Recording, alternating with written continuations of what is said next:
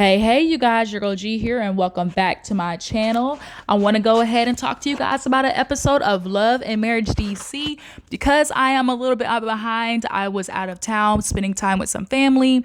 I had to go to my sister's fashion show, so I just wanted to go ahead and knock out this episode because it actually was a very good episode, especially for the couples. A couple of these husbands definitely needed to get called out for their mess. It definitely was time for a few of these men, aka Jamie in particular, as well as Quick, to understand that their ways are not conducive to maintaining a marriage.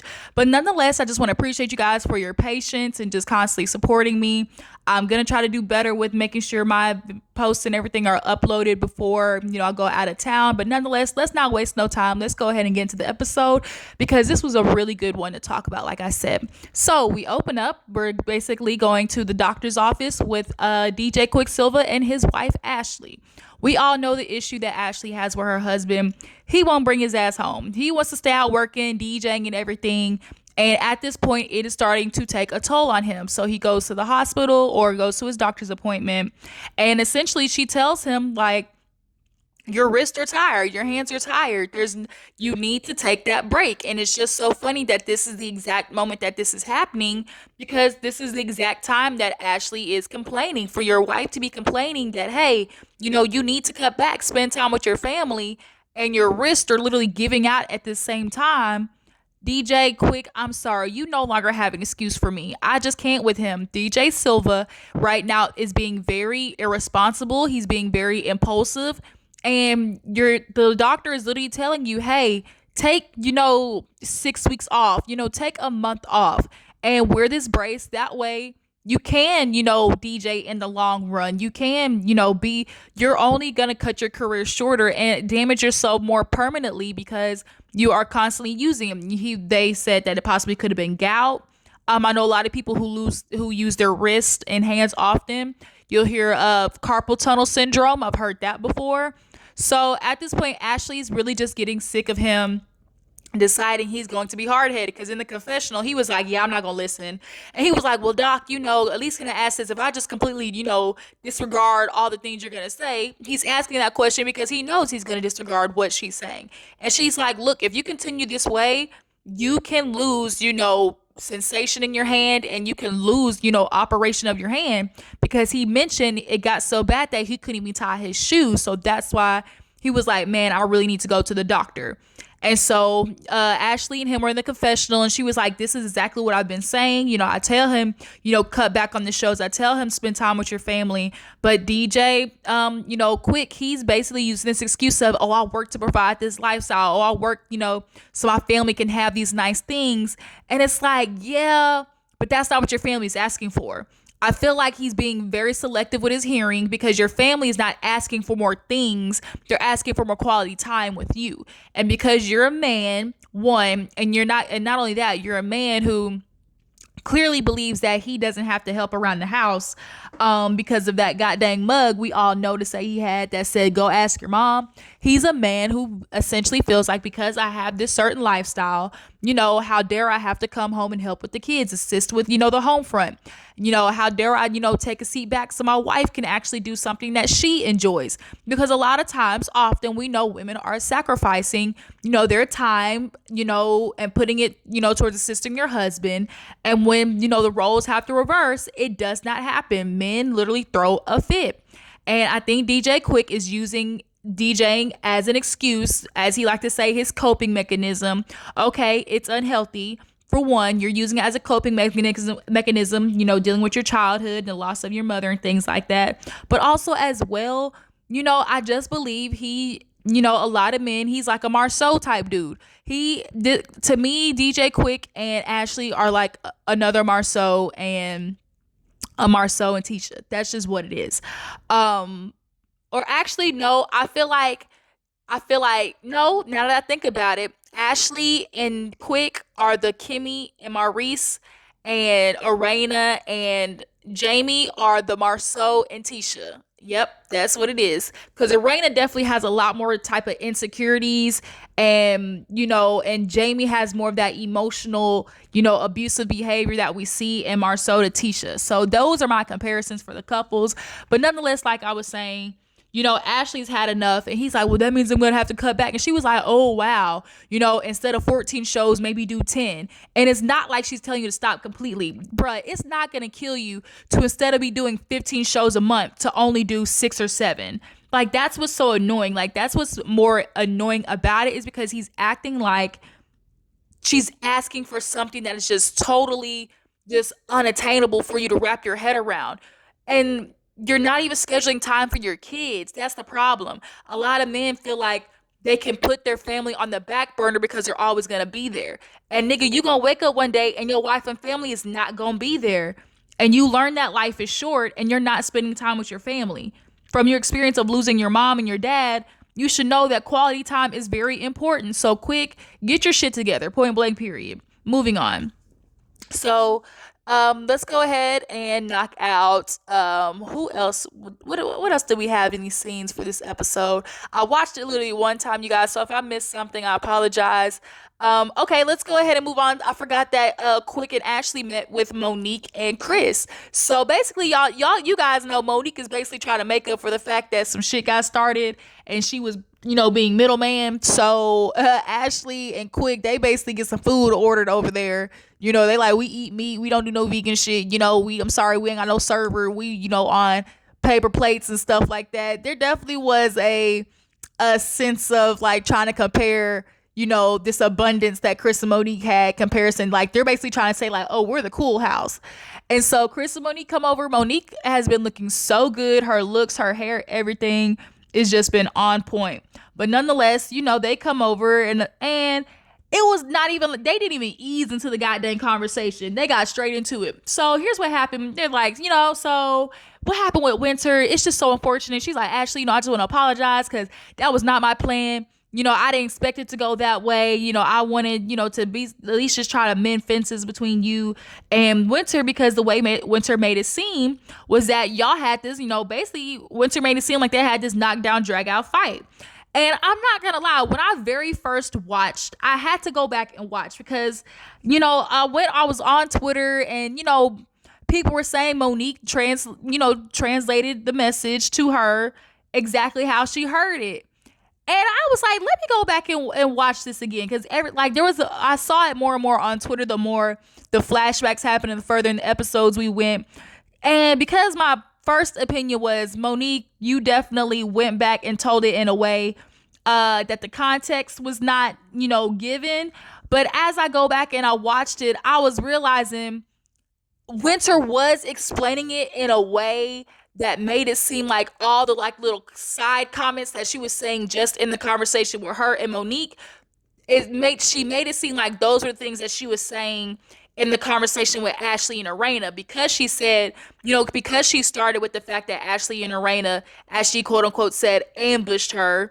I think after hearing that, Monique figured, okay, she's saying ambush, then it turned into this big thing, that Winter was basically combating them with, I don't want your husband who gets drunk and falls asleep at stoplights, or girl, Ashley, we know about your husband. We've heard the rumors. DC's a big little town, and so that's how Monique went and took it back to Ashley. Now, Own and Carlos, y'all messy as fuck. Y'all are messy as hell for trying to edit that conversation to make it look like Monique was ranting and raving. Now look, Monique can talk. I love Monique. I appreciate the woman, but the bitch can talk. She, I think, is a fan of hearing her own voice. I'm not gonna lie. And the editing, y'all were trying to be messy, but when I was watching it, I was listening and I was like, oh, y'all being messy, girl. Y'all, this shit was being edited so foul, and it wasn't even like that. But nonetheless, because Ashley already felt like, well, damn, she talking about Winter. I don't even want to talk about Winter. All I hear about this woman, she's scamming this, ex-husband cheating on her, that. Like, I'm so over Winter, and I'm realizing Ashley just don't like Winter. Point blank, period. She didn't like her from the get-go. I don't know what it is about Winter that just disturbs Ashley's spirit, but it ain't happening. And so now we've gotten to the point where Ashley's like, yeah, I feel like I'm going to have to talk to her, because Monique is like, let's sit down and have a conversation and try to iron this out. But we have Mr., DJ Fun Size, in the famous words of Winter. DJ Fun Size, to me, low-key was egging the shit on. He was egging it on between Ashley and Winter because he was like, oh yeah, what I just really am upset about is like she came to my wife's event, and tried to turn it out and, was really trying to start something. And I was like, quick, when you watch that shit back, you gonna realize your wife was the one who was trying to open up a can of whoop ass on everybody, and it wasn't even that serious. She could have had an adult conversation. And what I've noticed for sure is Winter definitely has mastered the art of arguing in minimal way. Like she knows how to argue, and she knows how to maintain evasive a very evasive persona during arguments, because as you see in the midst of her argument with Ashley at her event, you saw that she always made sure she was poised. She made sure her voice maintained a certain level. She never got to, yelling or raising her hand. I think Winter has gotten to be very, she's very smart when it comes to perception of, how things go, right? And so I'm gonna make sure I sit here poised and, and intact, and I'm gonna let Ashley basically make a fool of herself, and that's literally what happened. But quick, you gonna watch that shit back, and they're gonna talk about it at the reunion, because it wasn't Winter who came and, basically tried to do fuck shit up and leave. And no, it was your wife, and he wants to stick his little fun size foot in there, and get it started. But we just gonna have to let the ladies just gonna have to talk it out, and that's basically what happened. So speaking of Winter, we have a scene with her and her kids. Winter definitely keeps discussing how she felt some type of way. As a mother, she felt guilty, putting her kids in this situation. I guess they ended up seeing old dude getting served with papers, if I'm not mistaken. So the fact that he got served with papers, she's feeling like, God dang, like as a mother, I failed, which I can understand, in any aspect, parents in general, if something affects their children in a large way, they want to, they emotionally kind of feel, guilty. But nonetheless, her children are up there, and she has the conversation of saying she's sorry how things went. And, she really kind of feels like, how could she not see the signs and, things like that. But her daughter is very emotionally intelligent. The way she was able to, get across her words and explain how she genuinely felt. Her son as well. They both, basically stood beside their mom. The daughter was like, look, mom, you did probably what most women would do, which is fall for the facade that he gave you of buying this and that and love bombing you and, manipulating you. And that's what manipulation is, trying to make somebody see something that doesn't exist. The girl was very, very, very emotionally intelligent. And I can appreciate, a mom being willing to having those type of open and direct conversations with their children. A lot more parents should do that. You should have those open and honest conversations. I think about Giselle when I saw that scene, because although I do not fuck with Giselle, I do not mess with that little green-eyed bandit bitch, Potomac. But what I can appreciate out of Giselle is the open and honest conversations that she has with her daughters. They be roasting her ass, but I can appreciate those. You do more damage not having conversations with your children. You just do. But now Miss Winter, I'm sorry, y'all. I just can't wrap my mind around marrying somebody in a year and never has seen where they lived. I understand, he was able to put off, hey, I got money because he's purchasing her this and that and the kids this and that and taking them on vacations. But I'm sorry, especially with your career, Winter. I'm sorry. I just cannot get past the fact that you never saw where this man lived. Like, never. Like, not once in a whole year. I really feel like Winter allowed herself to be, as much as he did do the pull, he pulled the wool over her eyes. I feel like she partly allowed it to happen because she was so engulfed in what he was, being able to love bomb her with the trips and the goodies and things like that. I'm sorry, y'all. I think that caused Winter to kind of go eyes halfway shut in this situation and, ignore them. She ignored the red flags. I'm sorry. The fact that you ain't never been to this man's place in a year. And I also feel like Winter is one of those women who is a hopeless, or she's one of those women because they want a marriage, the idea of marriage so bad, they'll basically try to fit a square peg in a round hole.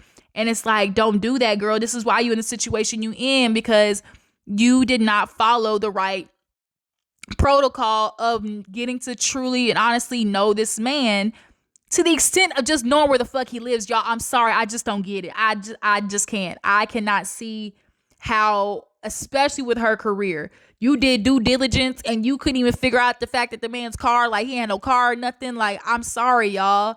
I feel like Winter allowed herself, or I don't want to say allowed, but she definitely looked the other way.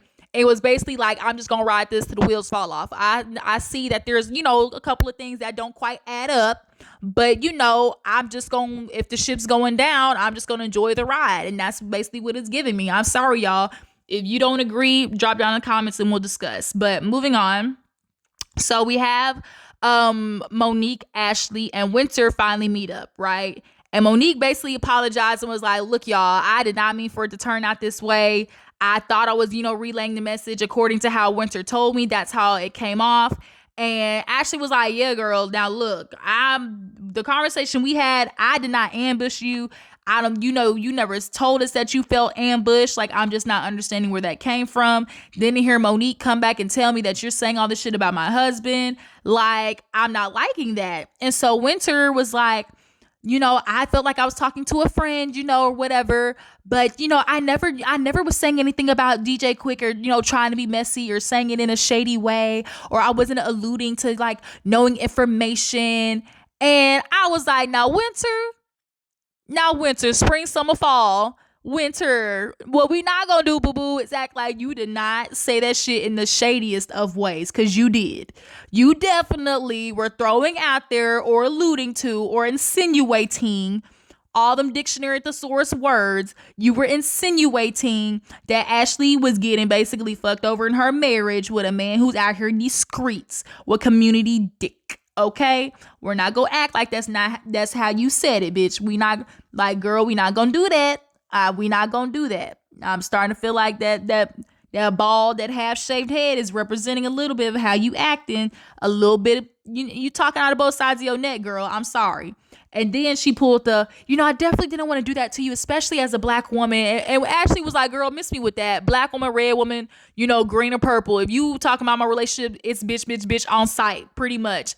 And I feel like Winter definitely, I'm sorry, Winter has, to me, definitely,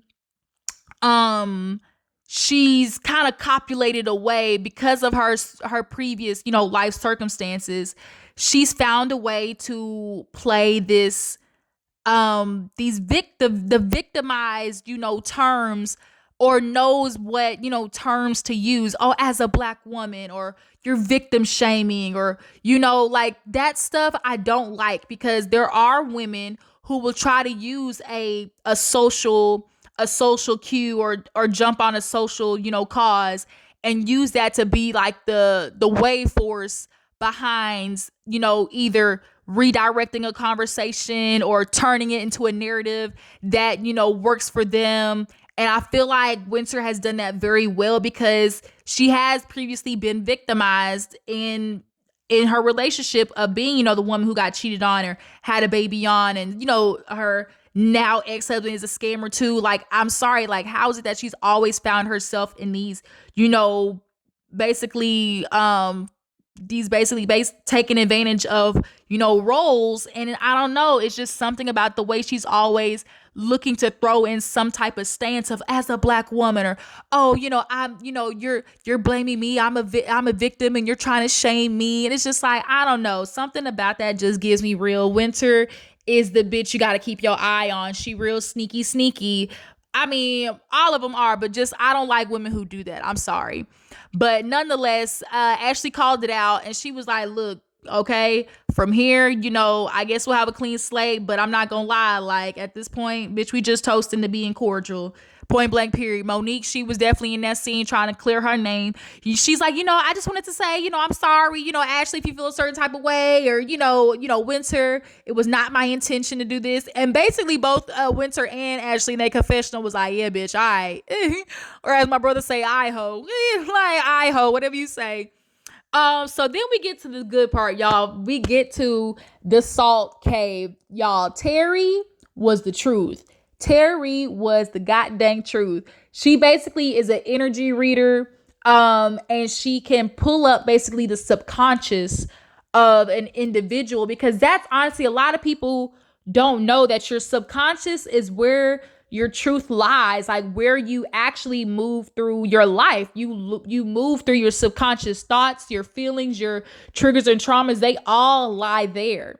And so she's able to read that, and basically, try to declutter that thought process that a lot of humans have, and try to get them to hone in on what is actually the issue and what lies in their subconscious. Because people always try to throw their issues in the back of their mind, in their subconscious, and unfortunately you can't run from it. You just can't do it. So all the couples show up, they go in the salt cave, and she get to going. Okay, she started with the first couple, which was she started with first Jamie. Boy, I tell you, Jamie. Man, y'all, Jamie was not ready for Terri to get in that ass the way she did. So she's like, let me start with you. Cause she's like, let me read the room. And I guess Jamie's was screaming the loudest, cause she was like, let me start here. So she starts going, and Jamie could do nothing but look, y'all. The way he was looking at her, it was like he couldn't say shit.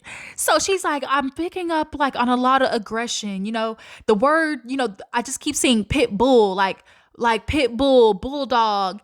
She's like, it's very apparent that in your moments of weakness and insecurity, you look for answers, and if you don't have them, you try to hide, or you try to cover it up with basically try to cover it up with controlling, the situation, and you're not doing a really good job of, honing in on your emotions, because you're ejecting and you're emoting anger and force, and what you're doing is honestly chasing everyone around you away. And for us as viewers to be watching the show 5 episodes in and seeing this behavior, and for Terri to call it out, was like, oh shit. And Arena in the confessional was like, yep, that's him. She's like, I've been with this man for 26 years. That is him to a T.